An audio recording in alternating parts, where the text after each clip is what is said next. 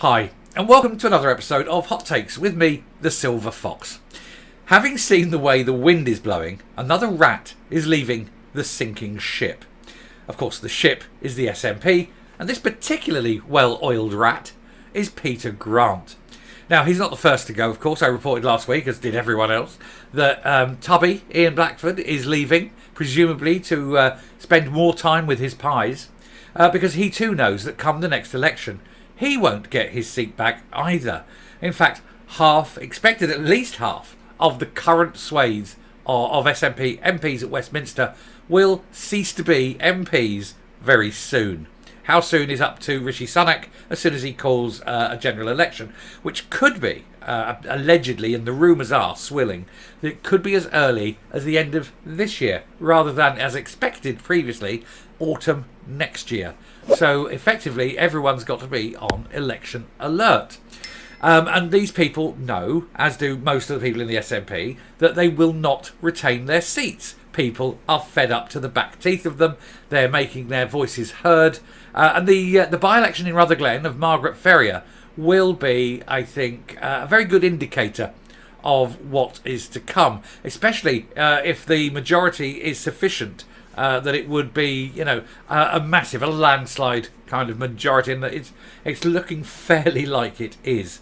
Although still no word from her, still no word from the SNP. They're still not mentioning anything about the petition, which is going along nicely. I've not heard any numbers yet in terms of hard numbers, but I have heard that there are quite a few already on there, so they are expecting it to hit very, very soon. I was expecting it to hit yesterday, if I would be honest, but I did say probably Saturday, because that's when people are out and about and prepared to travel, things like that. So Saturday, we should have the confirmation of that. So you have that by-election, will give the indication of the way of public feeling, and then you have all these rats leaving the sinking ship. Anyone who's still there in Parliament and looking at their rather slim majority must be going, I might need to find alternative employment soon. Yes, that's the plan. Anyway, let's take a look at this, see why Peter Grant is going, because he is a nasty bit of work anyway. See why he's going and see who will miss him. But to see also why he's going. He knows, we know why. We know why, because he's not going to get his seat. Here goes.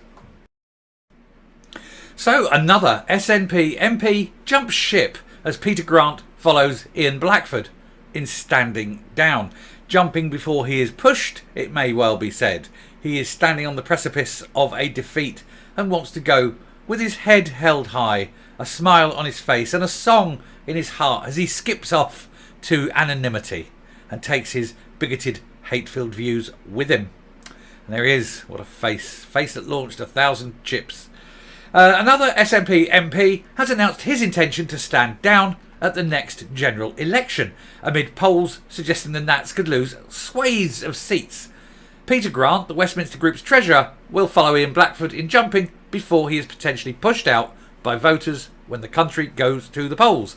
And we want to hope it's as quickly as possible. I would love to see an absolute routing of the SNP, like absolutely devastated, so embarrassingly so, humiliatingly so.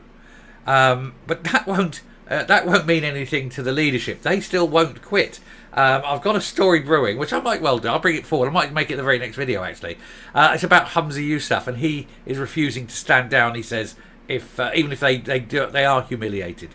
But we'll get to that in the next video. But anyway, Mr. Grant, 62, represents Glenrothes and would have been defending a healthy majority of almost 12,000 from 2019. However, things were much closer in 2017 with Labour in second place. And the constituency also has recorded substantial Tory votes. So tactical voting could be see him given the boot. And it is one of those cases where I say to Tory voters, it doesn't matter. Hold your nose and vote Labour just to get the SNP out.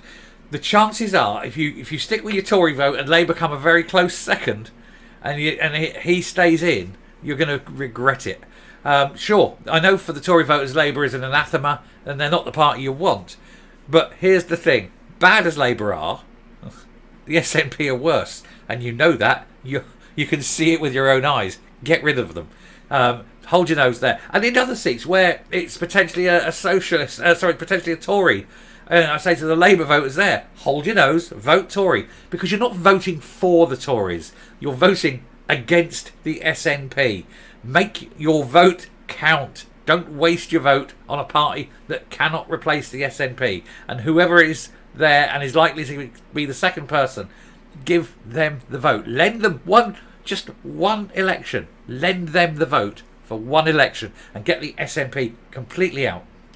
Anyway, during his time as an MP, Mr Grant claimed that those who wanted to leave the European Union were to the far right. And he apologised for a tweet which said that murdering babies wasn't on the nasty manifesto. You can't say the word.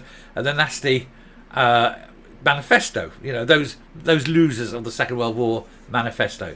He claimed on Wednesday night that he did not think he could cope with another 5 years as an MP. I'm pretty sure most of your constituents couldn't cope with you being an MP for another 5 years. So I think it's quite mutual. Anyway, talking to Twitter, he said, after a great deal of soul searching, he's got a soul? After a great deal of soul searching, I've decided not to seek re-election. Depending on the timing of the election, the next parliament is likely to run until I'm 68 or possibly 69 years of age. Yeah, it's too much like hard work for him, but he does like the money.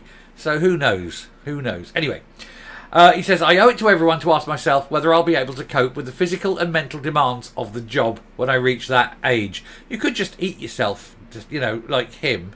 And just, you know, take solace in chips, you know. Anyway, and that means in all conscience, I can't ask volunteers to campaign for me and ask voters to vote for me when I have doubts in my own mind about my ability to serve a further full term at the level of intensity I know will be needed. I don't think you've got the ability to serve people now. You're a nasty, vindictive, hate-filled, anti-British racist, for the want of a better word. You don't like anyone who isn't basically you. I bet there's members of your own family you don't like. But that is the SNP way. Anyway, Mr Blackford, who was ousted as the SNP Commons leader last year, has already confirmed he will not stand again because he wants to dedicate the remaining years of his life to, you know, finding and eating the perfect pie.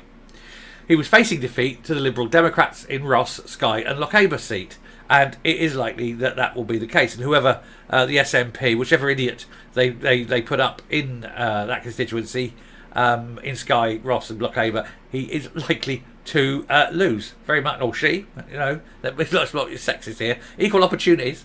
Whoever the SNP put up are likely to lose that seat. So it's really not, it'll be a paper election, I think. You put a name up, but that person isn't expected to win. Anyway, recent polls have suggested Labour could overtake the SNP in seats at the next general election in Scotland. A potential by-election in Rutherglen and Hamilton West in September could give an early indication of how a vote would go, and it will. It will be devastating if they lose. Well, they know they're going to lose it, but if it's lost by, you know, a massive majority, then it will be utter humiliation. A total repudiation of everything that Humza Yousaf has done and stands for in the party. So it's up to you, the good people of Rutherglen and Hamilton West. Do your stuff.